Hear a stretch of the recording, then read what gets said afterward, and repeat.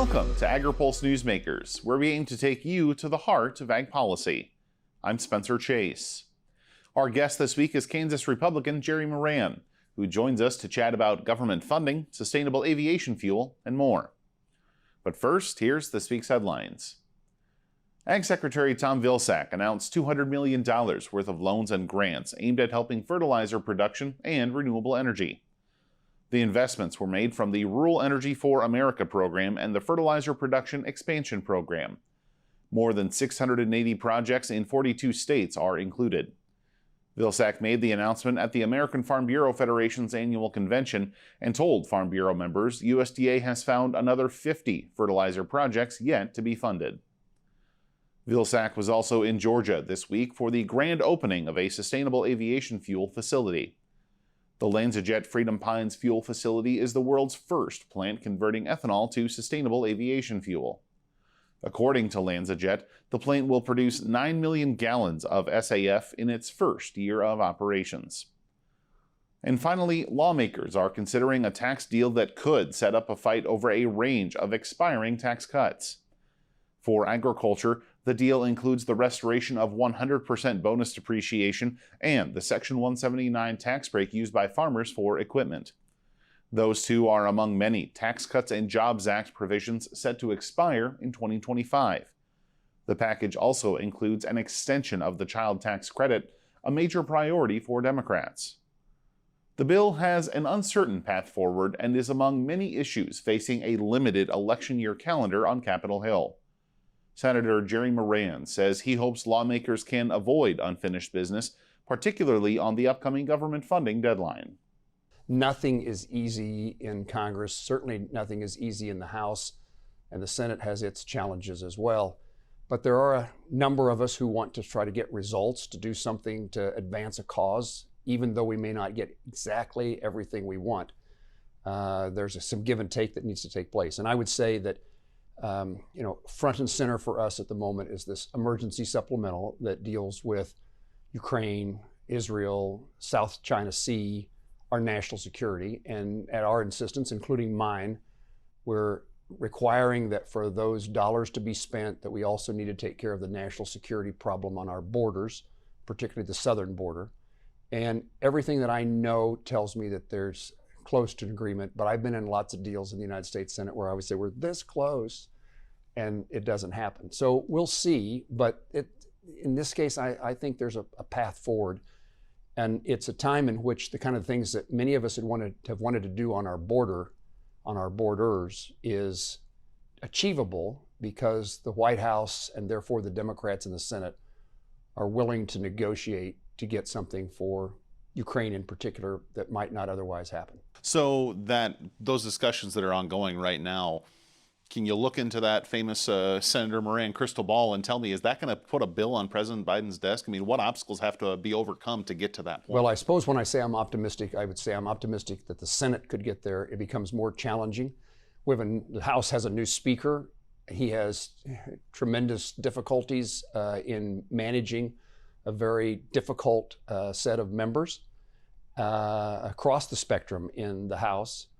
And I think from my perspective, the Senate ought to accomplish the best deal it can get and then let the House decide whether it's good enough for them. If it goes beyond next week, then I think it's a real problem.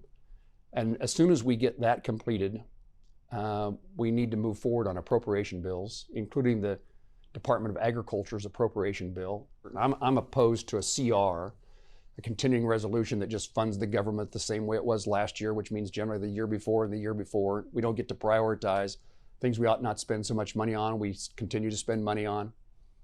And I'm totally opposed to an omnibus spending bill in which we just lump everything, throw it all together and send it to the Senate floor, where even me as an appropriator finds it really difficult for me and my staff to know what's in there. One thing we haven't talked too much about yet is tax policy. And of course, we do see a bill moving through the House, big bipartisan vote in the Ways and Means Committee on a agreement between Chairman Smith and Chairman Wyden. What appetite do you sense in the Senate to consider that legislation? I've tried to figure that out because, I mean, a problem or an opportunity, for my world, it's an opportunity, but because it's everybody's opportunity, it becomes a problem.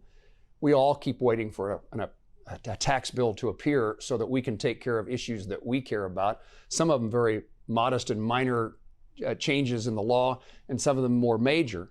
And if you get a tax bill on the floor, everybody wants to have their opportunity to amend it. My impression, I'm telling you that I've been trying to figure this out, is this a real deal? I'm not so sure there's any significant enthusiasm in the Senate. And part of this issue is that Mike Crapo from Idaho, the senator from Idaho, who's the ranking Republican on the Finance Committee, this wasn't a deal that he was involved in. So I think it takes a lot of catch up for members of the Senate to get comfortable knowing that it was negotiated by a House member and one senator who's the chairman of the Finance Committee, but really nobody else was included. And so there's some skepticism about what's in here, and some debate about the nature of the child tax credit that's the bulk or the significant core of that agreement. We'll have more from Senator Moran right after this. Farmers are always there for each other. We shed tears together, we celebrate together, but we also grow together. Farm Bureau is the largest general farm organization in the country. We have the farmers' back. If you're a farmer and you're not a member, we would welcome you into our Farm Bureau family. And if you want to know more about agriculture, come be part of this great family. Regenerative poultry production is a process by which nature can actually recapture and restore the energy that is being taken out of a space. Farm Credit helped Rahi build his dream of regenerative poultry farming and encouraging fellow immigrants to find community in agriculture. Nothing beats a farm. I'm just pursuing happiness. Learn more at farmcredit.com/beginning. Welcome back. Senator Jerry Moran introduced legislation this week that he says would be beneficial for the future of sustainable aviation fuel, something he says will be critical for American agriculture. The airlines are looking for renewable fuels in the jet fuel that they use to fly planes. And we have an administration that is pushing these climate goals. And we want to make certain that the Department of Agriculture, USDA, has the tools necessary to include renewable jet fuel, so to speak, as part of their renewable fuel platform, their agenda at USDA. And there's some doubt about at USDA whether they have that today, and so we want to give them that authority. And in my world, what this means, and in some ways to me, it's as many issues are a Kansas issue. We're the air capital of the world. We manufacture lots of airplanes, including planes that fly all the time, everywhere, and a lot of general aviation airplanes.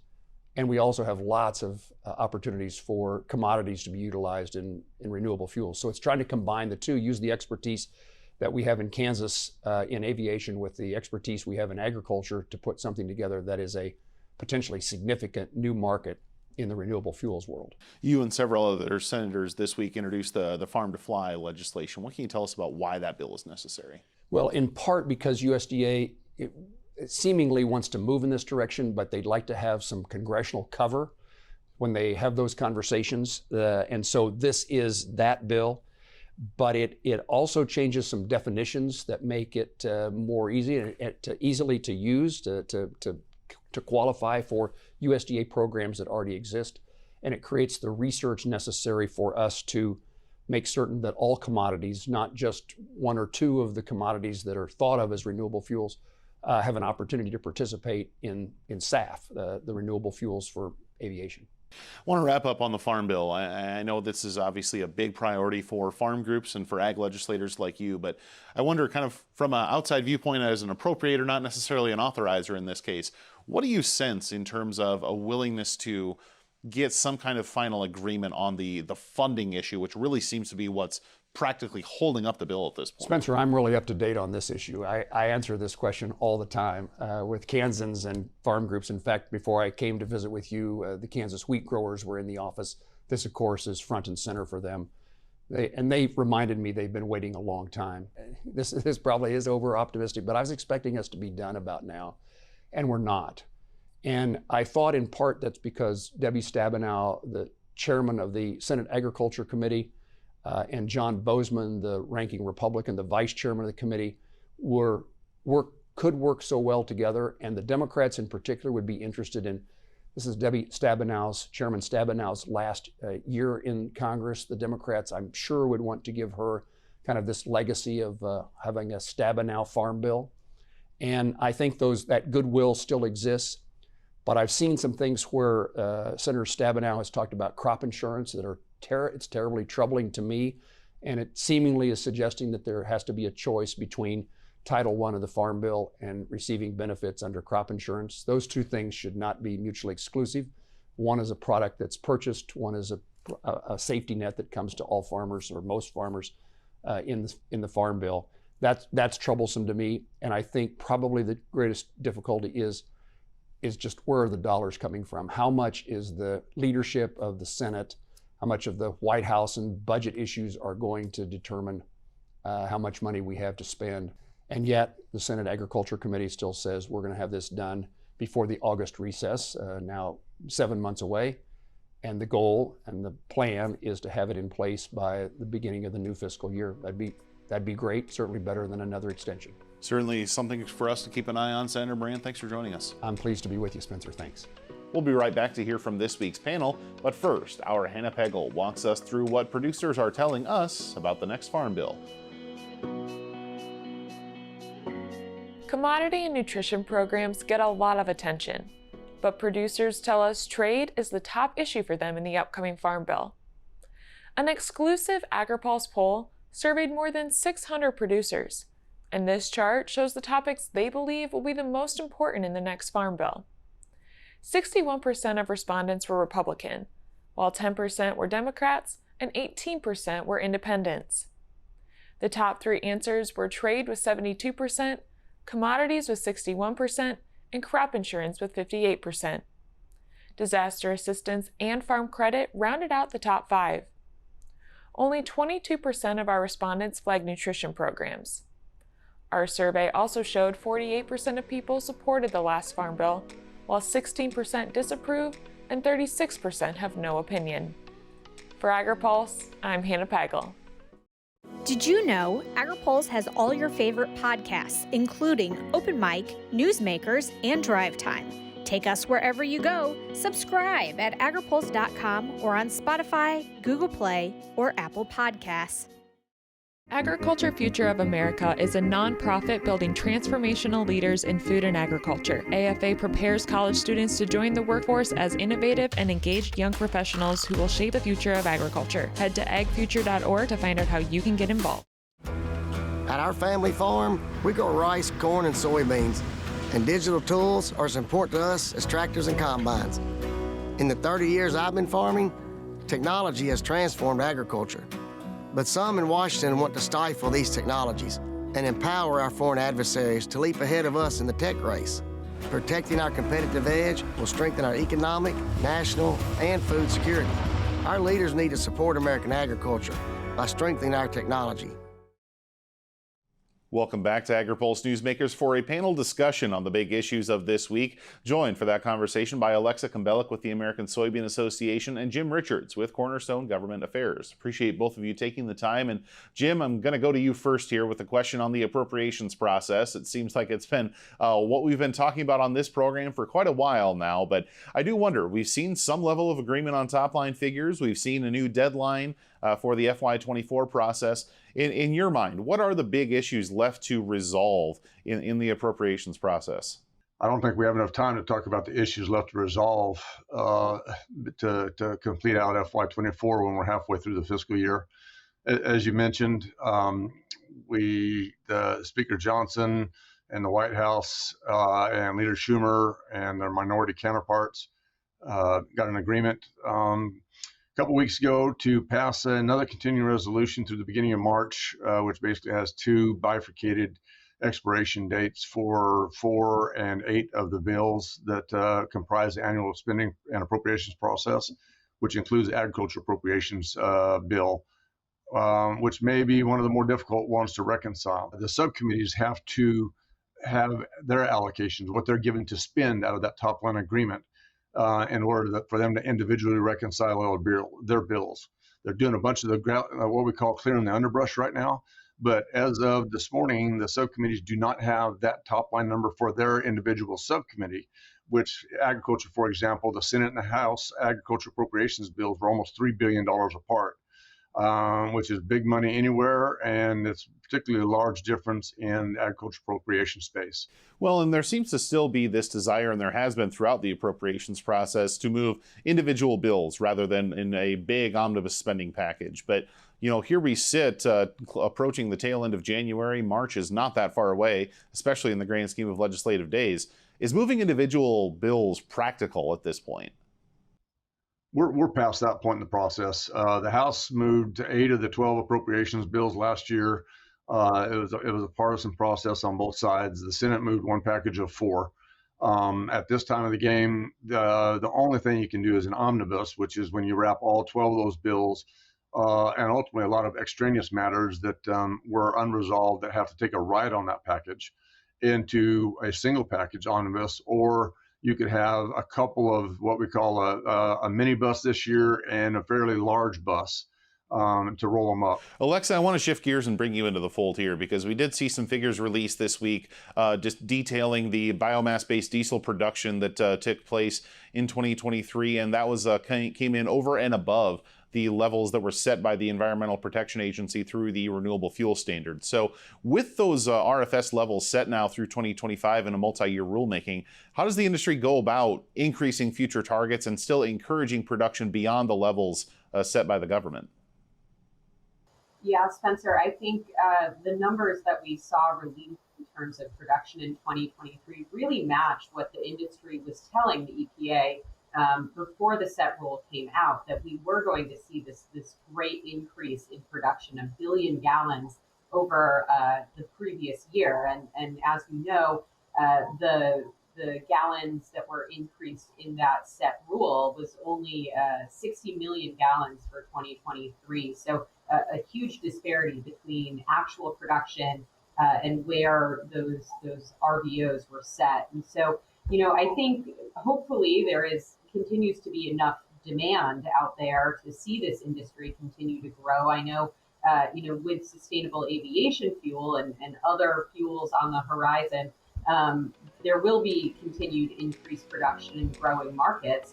But those numbers there in the RVO just don't match. So there will continue to be this disparity in the RIN market. We'll have more from our panel right after this. Farmers are always there for each other. We shed tears together, we celebrate together, but we also grow together. Farm Bureau is the largest general farm organization in the country. We have the farmers' back. If you're a farmer and you're not a member, we would welcome you into our Farm Bureau family. And if you want to know more about agriculture, come be part of this great family. Looking closer, seeing further. That's how we do it. At Curious Plot, we're driven to find what's next for agriculture, animal care, and food. We stay curious because that's what it takes to grow understanding. That's how we plot strategies and tell stories that get results time after time. Marketing, communications, and consulting that look closer and see further. Curious Plot. We can't wait to help you tell your story. Welcome back.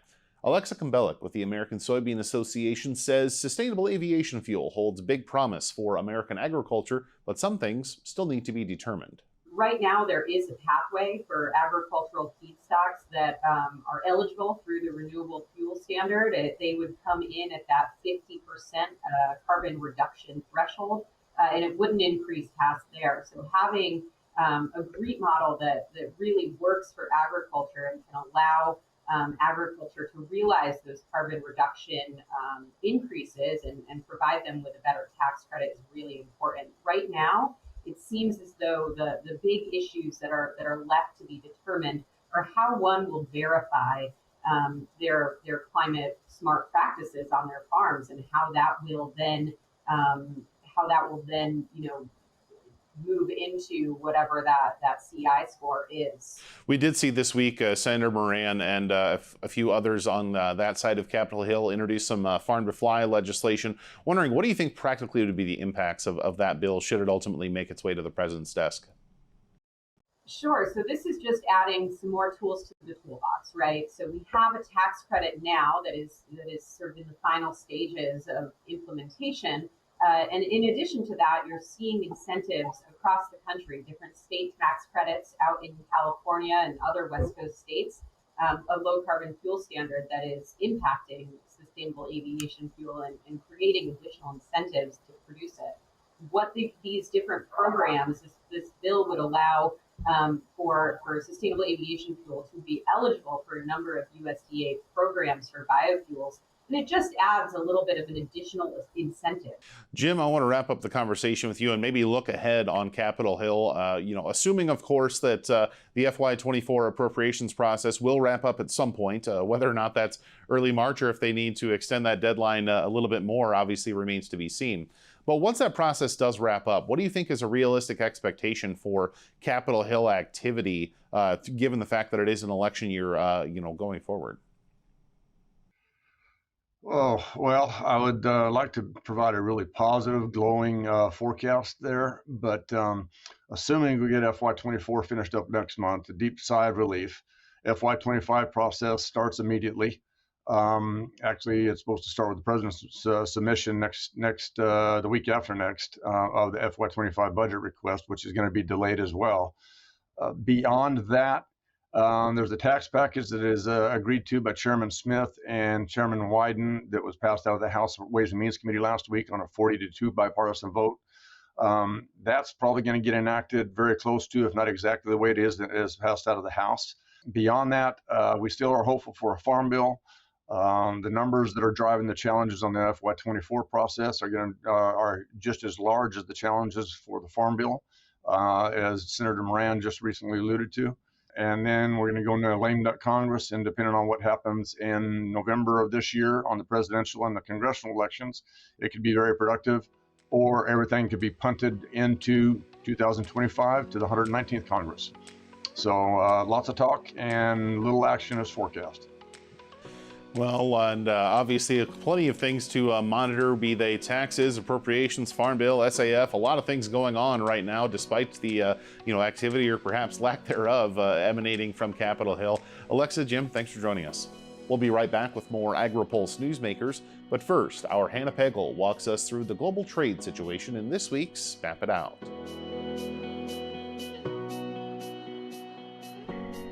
The U.S. is projected to have a record agricultural trade deficit in 2024. USDA is projecting American ag exports will total around $169.5 billion, while imports are expected to reach $200 billion, creating a deficit of more than $30 billion. This map shows the country-by-country trade balance with figures from USDA's Foreign Ag Service through its global agricultural trade system. The countries in blue represent where the U.S. has a positive trade balance, and the countries in red represent a negative balance. The U.S. has the biggest deficit with European countries at more than $23 billion. The U.S. is also in the negative with Mexico, Canada, and Brazil. The Asia-Pacific region is much more profitable. There, the U.S. has surpluses of $29 billion with China and $11 billion with Japan. For Agri-Pulse, I'm Hannah Pagel. It's not as simple as just to wake up one day and go, I want to be a conservation farmer. You're changing how your farming practice is done. You're changing your operation. Farm Credit supported John and Kelly Watley as they shifted to more sustainable farming, improving the environment where they farm and live. Learn more at farmcredit.com/climate. The Senate and House Ag Committees are busy working on the next Farm Bill, which will cover commodities, specialty crops, livestock, and more. This legislation will impact every farmer, rancher, and rural business for the next 5 years. Make sure you don't miss insights and analytics that only Agri-Pulse and its top-notch team of well-connected experts can provide. Register today for a free trial at agripulse.com and click the subscribe button, or email us at pam@agri-pulse.com. You don't want to miss this Farm Bill coverage. Thanks again for tuning in for another episode of Agri-Pulse Newsmakers. Before we let you go, here's what's on the horizon for the upcoming week. USDA's monthly agricultural prices report comes out Wednesday. Also on Wednesday, the Senate Environment and Public Works Committee will hold hearings on capturing, avoiding, and detecting methane emissions from landfills. And finally, I'm headed to the Cattle Industry Convention in Orlando, Florida. Hope to see many of you there. We'll continue to follow the latest in farm policy news at agripulse.com. For Agri-Pulse Newsmakers, I'm Spencer Chase. Have a good one. Newsmakers is a production of Agri-Pulse Communications. For more ag policy news, visit agripulse.com. You can also find our new content on YouTube and wherever you get your podcasts. Don't forget to follow Agri-Pulse and our correspondents on social media to get breaking news and more.